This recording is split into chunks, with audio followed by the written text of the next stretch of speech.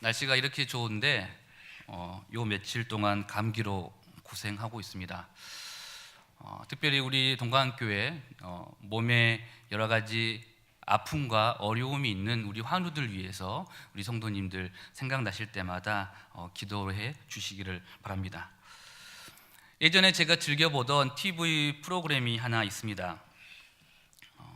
진품 명품이라는 프로인데요. 집안에 숨어있는 문화재나 골동품을 가져와서 전문가들에게 감정을 받는 그런 프로입니다.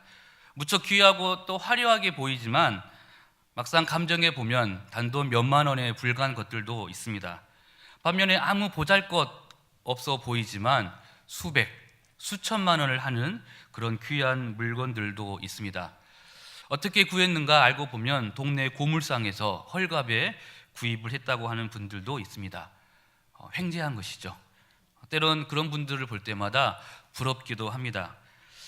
집안에 한불로 굴러다니던 개밥그릇이 어느 날 금덩이보다 더 귀하게 대접받을 때가 있습니다. 또 그 가치를 모르고 함부로 대하다가 굉장히 안타까워하는 그런 사연도 있지요. 이런 사람들은 얼마나 억울해할까 생각해 본 적이 있습니다. 물론 저희 집에는 귀한 것이 없었기 때문에 그래 본 적은 없지만 정말 소중한 것이 있었음에도 불구하고 이것의 가치와 이것의 진가를 모르고 있다가 나중에 안타까워한다면 얼마나 속상할까 생각을 합니다. 소중한 물건이지만 그 가치를 모르면 두고 후회하게 되지요.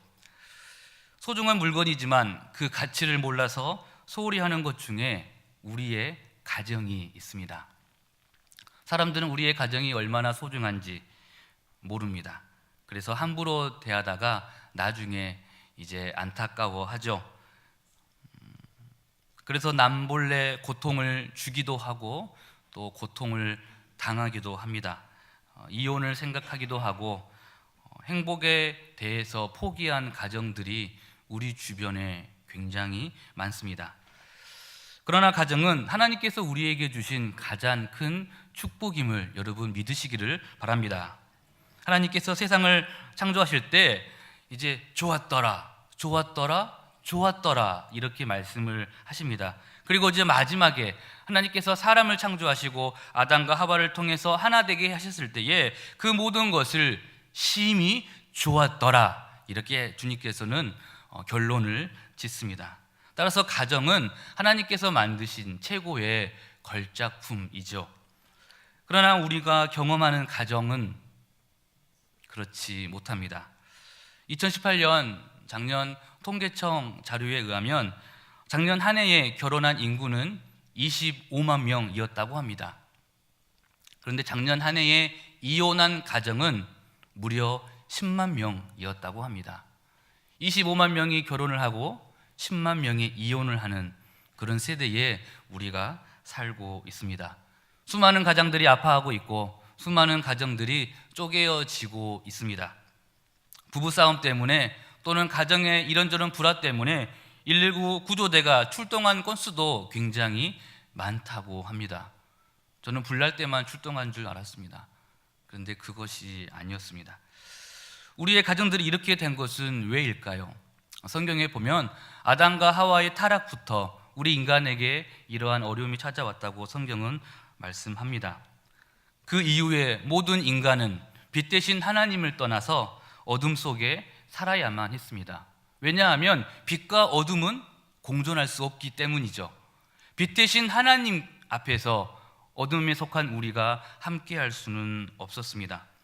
그러나 하나님의 섭리와 하나님의 은혜 가운데 우리 인간은 예수님 안에서 회복하게 되었습니다.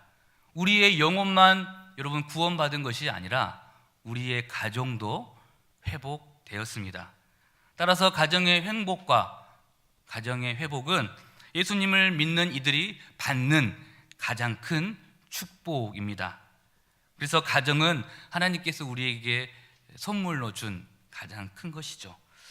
그런데 우리 주변을 보면 교회에는 잘 다니시지만 또 그러한 가정이지만 그렇게 행복해 보이지 않는 가정들도 때론 있습니다. 예수님을 믿고도 행복하지 않는 가정이 분명 있습니다.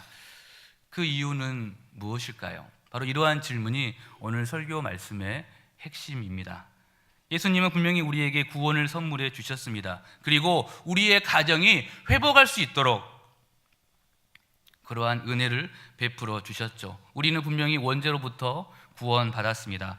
그럼에도 불구하고 우리의 가정은 왜 아직도 회복되지 않고 있을까요?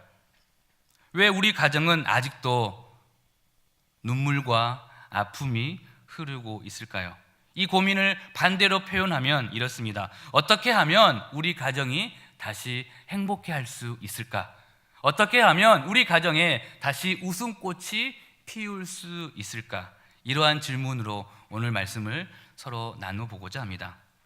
행복한 가정이 되기 위한 첫 번째, 하나님을 경외하는 가정에 행복이 임합니다. 행복한 가정이 되기 위해서는 하나님을 경외해야 합니다. 우리 가정이 아직도 회복되지 않는 이유는 여러분, 하나님께 능력이 없어서가 아닙니다.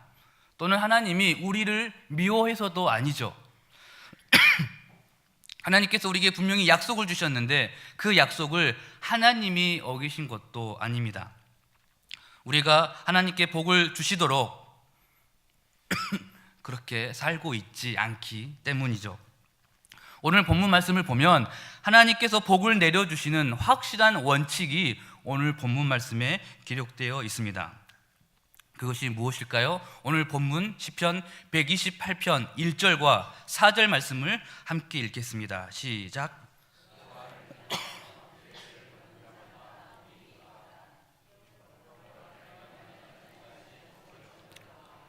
그렇습니다. 우리 인생 중에 특별히 우리 가정에 복이 임할 수 있는 유일한 원칙은 바로 여호와를 경외하는 것이라고 오늘 본문은 우리에게 말씀하고 있습니다.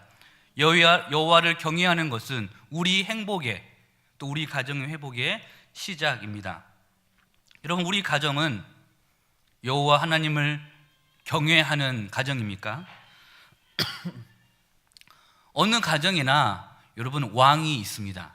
그 가정을 통치하고 다스리는 왕이 있죠. 우리 가정에서는 누가 왕입니까? 우리 가정에서는 누가 가장 높임을 받습니까? 아버지입니까? 아니면 어머니입니까?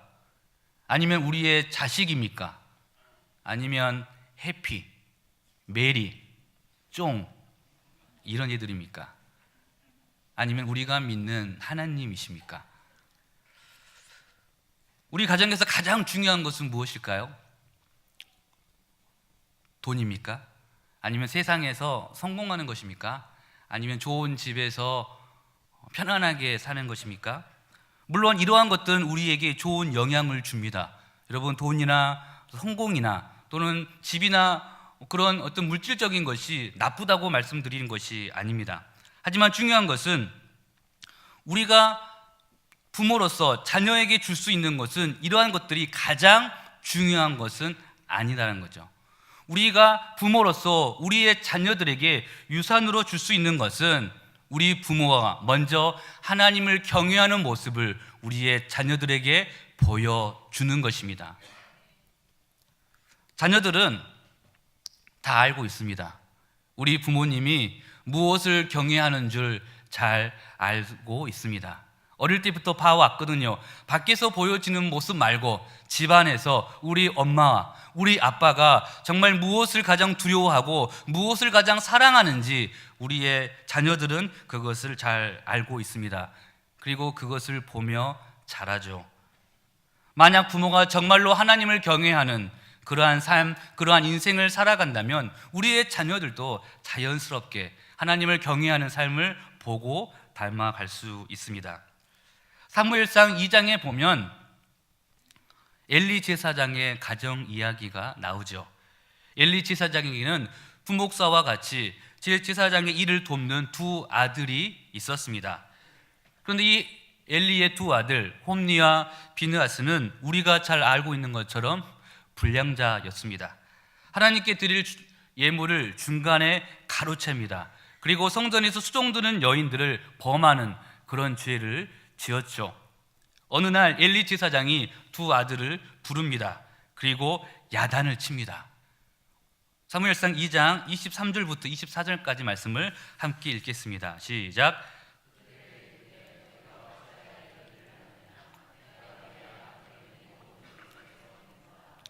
내 아들들아, 그리하지 말라. 내게 들리는 소문이 좋지 아니하니라. 너희가 여호와의 백성으로 범죄하게 하는도다. 아멘. 여러분이 본문 말씀을 잘 보십시오. 지금 엘리 제사장이 당대의 이 이스라엘 백성들의 최고의 리더십이었죠. 그래서 그가 이제 불량스러운 두 아들을 부릅니다. 그리고 그들을 책망하죠. 내 아들들아, 그리 하지 말라. 그렇게 살지 말라라고 이야기를 합니다. 그런데 그리 말라라고 할 때에 이 그리 하지 않아야 하는 이유가 무엇입니까? 바로 그 이유는 소문이 좋게 나지 않기 때문이라고 성경은 기록을 합니다. 아들들이 하나님 앞에서 불의한 것에 대해서 그것을 큰 죄이기 때문에 하나님 앞에 자복하고 통회하는 심정으로 하나님 앞에 엎드리라고 말씀하는 것이 아닙니다. 그들이 주님 앞에 죽을 죄를 지었기 때문에 용서해달라고 하나님 앞에 눈물로 나아가라고 호소하는 것이 아닙니다. 엘리 제사장 마음속에는 하나님보다 이스라엘 백성들의 소문이 더 중요했던 것입니다. 사람들의 시선이 그에게는 더 중요했죠. 만약 두 아들의 불의한 소문이 나지 않았더라면, 아버지는 알고 있는데 아직 이것이 소문이 나지 않았더라면 아마 그는 두 아들들을 불러 책망하지 않았겠죠. 하나님은 이러한 엘리 제사장에 대해서 크게 분노를 하십니다. 그리고 2장 29절에 보면 하나님께서 이렇게 말씀을 하십니다. 너희는 어찌하여 너의 아들들을 나보다 더 중히 여기느냐. 하나님은 엘리 제사장의 마음의 중심을 파악했습니다. 제사장의 모습으로 서 있지만 그의 마음 속에는 하나님을 섬기는 것이 아니라 그의 아들들을 더 사랑하고 더 중히 여긴다는 것을 하나님은 알고 있었던 것이죠. 여러분, 그래서 엘리 제사장의 집안이 망하게 됩니다. 요즘으로 말한다면 예수님을 잘 믿고 교회를 잘 다니는 믿음의 가정으로 보였지만 실제로는 하나님을 아니라 세상을 사랑하고 세상에 푹 빠져 사는 가정, 그리고 결국 망하게 되는 가정을 보여주고 있습니다. 하나님은 아브라함에게 나타나시죠. 그리고 이렇게 말씀합니다. 너의 사랑하는 아들 독자 이삭을 내게 번제로 바치라. 이렇게 이야기를 합니다. 여러분, 아브라함이 이 말씀을 들었을 때 오케이 바로 하지는 않았겠죠. 아마도 마음속에 엄청난 갈등과 고민이 그에게 있었을 것입니다. 하나님이 약속으로 주신 생명 아닙니까? 정말 귀한 생명 아닙니까? 근데 이 생명을 하나님 앞에 범죄로 드리라고 할 때에 너무나 끔찍한 일이죠. 하지만 아브라함은 하나님 앞에 순종하는 모습을 보였습니다. 왜냐하면 그의 마음속에 물론 그의 아들 사랑하는 이삭이 자리 잡고 있지만 이삭보다 여호와 하나님을 더욱더 중히 여기고 하나님을 사랑하는 마음이 있었기 때문에 아마도 마음속에 눈물이 흘렸겠죠. 피눈물이 났을 것입니다. 그럼에도 불구하고 아들 이삭을 데리고 모리아 산으로 떠났던 것이죠. 아브라함이 이삭에게 칼을 내리치는 순간 하나님이 무엇이라고 말씀합니까? 창세기 22장 12절 말씀입니다. 다 같이 읽겠습니다. 시작. 사자가 이르시되 그 아이에게 내 손을 대지 말라. 그에게 아무 일도 하지 말라. 내가 내 아들 내 독자까지도 내게 아끼지 아니하였으니 내가 이제야 네가 하나님을 경외하는 줄을 아노라. 아멘. 하나님께서 이렇게 말씀하시죠. 이제야 네가 나를 더 사랑하는지 이제 내가 알겠다. 그리고 말씀합니다. 네가 진정으로 나를 경외하는 줄 내가 아노라. 하나님을 경외하는 사람, 하나님을 경외하는 그 가정에 하나님은 복을 주십니다. 가정의 회복, 가정의 행복, 가정의 축복은 바로 하나님을 경외하는 그것부터 여러분 시작합니다. 그러한 가정에 하나님의 은혜가 임하겠죠. 물론 세상적인 그런 가치의 복이 아닐 수도 있습니다. 우리가 소원하는 그런 제목이 이루어지지 않을 수도 있습니다. 하지만 주님께서 다스리시고 주님께서 주인 되어 주시는 그 가정이라고 한다면 그 가정은 하나님 앞에 복을 받는 가정입니다. 여러분, 하나님을 경외한다는 것은 하나님을 나의 왕으로, 우리 가정의 왕으로 인정한다는 것입니다. 하나님을 나의 왕으로 인정하고 그렇게 모시는 것이죠. 여러분, 기억하시기 바랍니다. 행복한 가정이 되기 위한 첫 번째는 하나님을 경외하는 것부터 시작합니다. 행복한 가정이 되기 위한 두 번째, 하나님 앞에서 성실한 가정에 행복이 임합니다. 성실한 가정에게 하나님은 복을 내려주십니다. 하나님은 잘 믿는 자는 인생에서 아무런 걱정 없이 또한 수고 없이 편안하게 살 수 있다라고 그렇게 말씀하지 않으셨습니다. 오늘 본문 2절 말씀에 보면 오히려 그들이 수고한 대로 먹고 마실 것이라고 하나님 우리에게 말씀합니다. 다 같이 2절 말씀을 함께 읽겠습니다. 내가 내 손이 수고한 대로 먹을 것이라. 내가 복되고 형통하리로다. 여러분, 우리는 조금 적게 일하고 많이 먹으면 그것이 복이라고 생각합니다. 작은 것 투자해서 많은 것을 얻어내면 그것이 형통한 것이라고 우리는 알고 있습니다.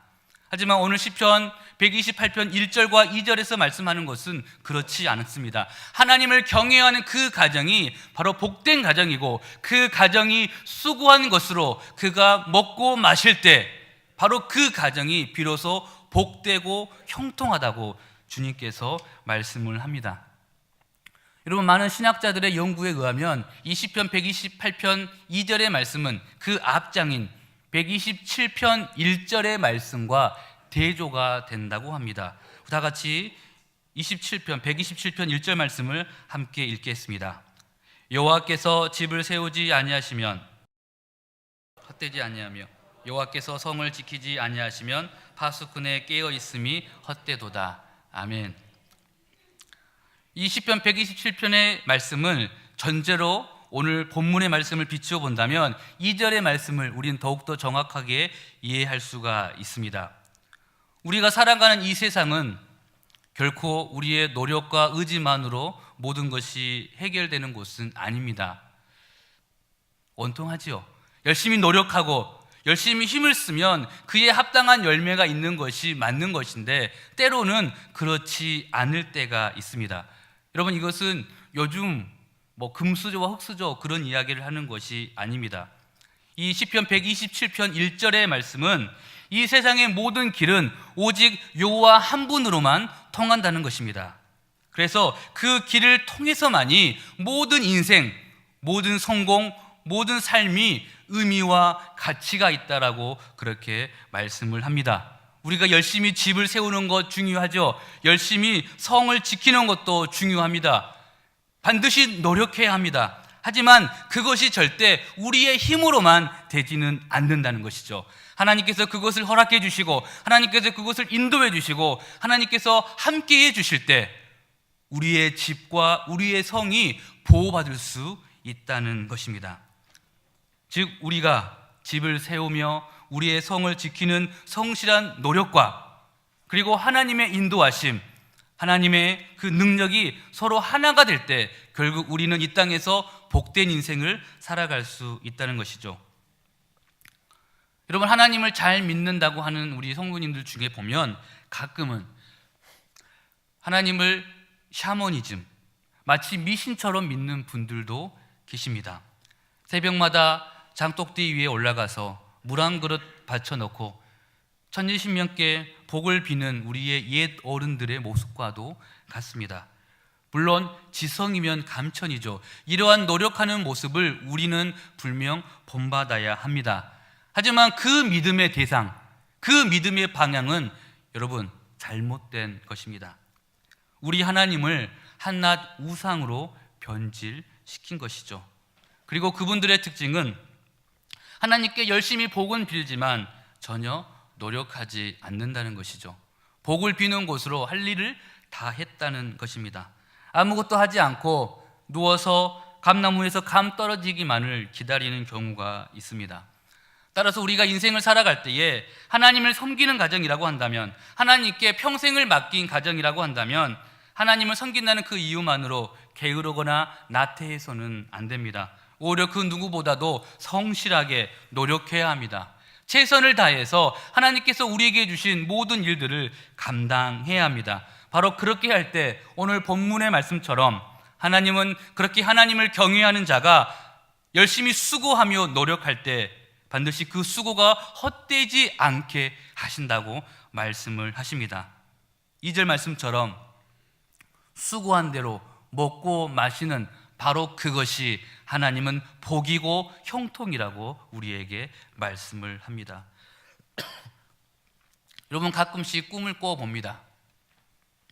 아무 일도 안 하고 놀고 먹고 싶은 꿈을 가끔 꾸게 됩니다. 그런데 과연 이렇게 아무런 수고 없이, 아무런 노력과 아무런 힘 없이 인생을 사는 것이 우리에게 복일까? 이런 생각도 해봅니다. 요즘 우리나라 청소년들의 장래 희망 1위가 무엇인지 아시죠? 건물주가 되는 거라고 합니다. 왜냐하면 힘들게 일하지 않아도 월세로 편안하게 먹고 사니까 그것이 가장 복된 길이라고 우리나라 청소년들이 그렇게 생각한다고 합니다. 여러분, 건물주로 산다는 게 잘못된 것은 아니죠. 물질이 있고 재산이 있다는 게 죄는 아닙니다. 하지만 중요한 것은 일을 하지 않고 수고하지 않고 노력하지 않고 그냥 편안하게 여러 가지 좋은 조건 때문에 상황 속에서 편안하게 살고자 하는 그 마음, 이 세상의 가치와 이 세상의 풍조를 따라가고자 하는 그 마음이 하나님 앞에서 범죄인 것이죠. 그래서 오늘 본문에 보면 하나님은 심은 대로 거두게 하신다, 이렇게 말씀을 합니다.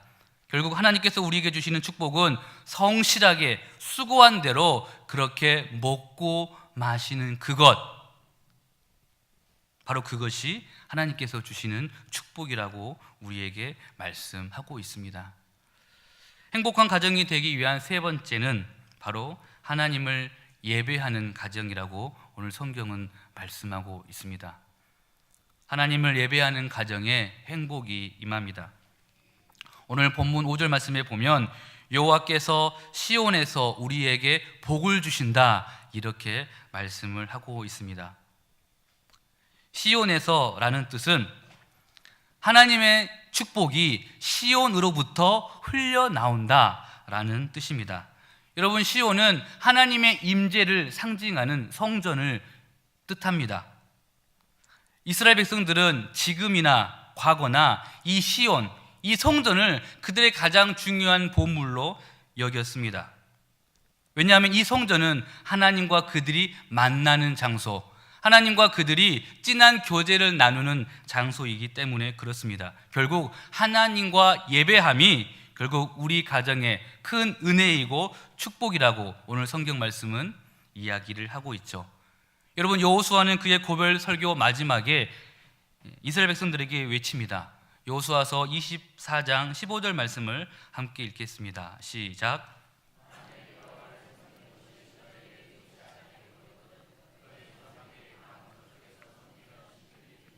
또는 너희가 거주하는 땅에 있는 아모리 족속의 신들이든지 너희가 섬길 자를 오늘 택하라. 오직 나와 내 집은 여호와를 섬기겠노라 하니. 아멘. 여러분, 여호수아의 말씀처럼 지금 이 세대에도 세상을 왕으로 섬기는 가정이 있습니다. 그리고 하나님을 왕으로 섬기는 가정이 있습니다.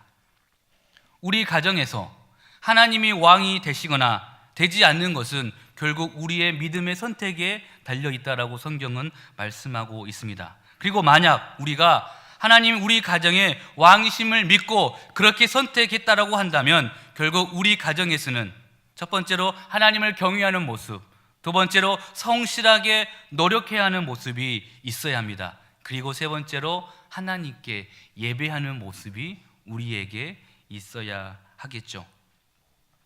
결국 우리의 예배, 우리의 가정 예배가 살아나야 합니다. 여러분, 제가 태국에서 선교사로 있을 때 이제 운전을 합니다. 운전을 하면 옆에 지나가는 차가 태국 사람의 차인지 아니면 한국 사람의 차인지 바로 알 수 있습니다. 보지 않고도 알 수 있습니다. 어떻게 할까요? 한국 사람들의 차에서는 경적 소리가 납니다. 빵빵. 태국 사람들의 차에서는 절대 그 소리가 나지 않습니다. 만약에 태국 사람들이 경적 소리를 낸다, 그것은 이리 나와보라 그 뜻입니다. 죽을 때까지 싸워보자 그 뜻입니다. 그래서 태국이란 나라에서 경적 소리를 낼 때는 목숨을 걸고 빵빵 소리를 내야 합니다. 이렇게 경적 소리가 날 때는 아, 저분은 한국 사람이구나 100% 알 수가 있습니다. 마찬가지로 우리의 가정에서 하나님을 찬양하는 소리, 하나님을 예배하는 소리, 우리의 신앙을 고백하는 소리가 들린다고 한다면 보지 않고도 이 가정은 하나님을 경외하는 가정, 하나님을 예배하는 가정이라고 우리는 알 수가 있습니다. 그 가정에서 하나님의 이름이 높여질 때 그 가정은 하나님께 소유된 백성, 소유된 가정임을 우리는 알 수가 있습니다. 이제 말씀을 정리하도록 하겠습니다. 어떤 아내가 몸이 아파 누워있을 때 남편이 자기 머리에 손을 얹고 기도해 줄 때 이 아내는 너무나 행복하다고 합니다. 꼭 집에 가셔서 한 번씩 해보시기 바랍니다.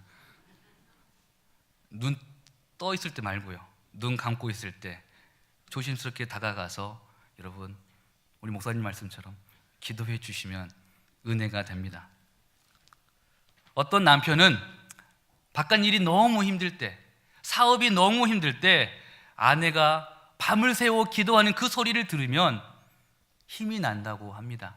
그리고 그 힘 때문에 밖에 나가서 열심히 일을 해서 다시 가정을 세운다고 이야기를 합니다. 여러분, 우리 가정의 행복, 우리 가정의 회복을 원하십니까? 돈을 많이 버는 것이 행복일까요? 자녀들에게 좋은 유산을 남겨주는 것이 행복일까요? 그렇지 않습니다. 여러분이 정말로 우리 가정의 행복과 회복을 원하신다면 오늘 본문의 말씀을 여러분 기억하시기를 바랍니다.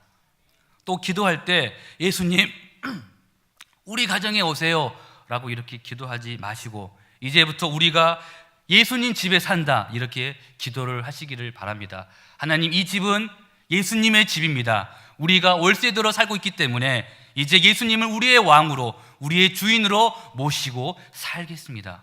여러분, 이렇게 기도하시기를 바랍니다. 오늘 본문 시편 128편 1절의 말씀처럼 가정의 모든 일에 오직 하나님의 말씀이 기준이 되고 오직 하나님의 말씀이 우리 삶의 방향과 목적이 될 때 바로 그러한 가정은 복되고 형통하다고 성경은 말씀을 합니다. 행복한 가정은 첫 번째로 하나님을 경외하는 가정입니다. 두 번째로 하나님 앞에서 성실하게 예쓰는 가정입니다. 세 번째로 하나님께 예배하는 가정입니다. 우리의 가정 위에 이러한 하나님의 역사가 나타나기를 소망합니다. 이러한 가정 위에 하나님의 은혜와 역사와 하나님의 행복이 넘칠 것을 믿습니다. 우리 다 같이 오늘 본문의 1절 말씀을 한 번 더 읽고 오늘 말씀을 마치겠습니다. 다 같이 결단하는 마음으로 여러분 이 구절을 읽어주시기를 바랍니다. 시작. 여호와를 경외하며 그의 길을 걷는 자마다 복이 있도다. 아멘. 이렇게 살아가는 우리 동강의 모든 성도님들 되시기를 바랍니다. 기도하겠습니다. 사랑해 주님, 감사합니다. 하나님, 이 땅에 살면서 우리가 무엇을 위해서 살아가야 할지를 다시 한번 깨달아 알게 하여 주옵소서. 이 세상의 가치와 풍조를 우리가 따라갈 수밖에 없지만 그럼에도 불구하고 하나님, 우리의 가정만큼은 하나님을 선택하게 하여 주시옵소서. 하나님을 경외하는 가정, 하나님 앞에서 성실한 가정, 하나님께 예배하는 가정이 되게 하여 주시옵소서. 그리하여서 세상의 가치와 세상의 기준이 아닌 하나님의 눈으로 볼 때 복되고 형통된 그러한 가정 되게 하여 주옵소서. 다시 오실 예수님의 이름으로 기도합니다. 아멘.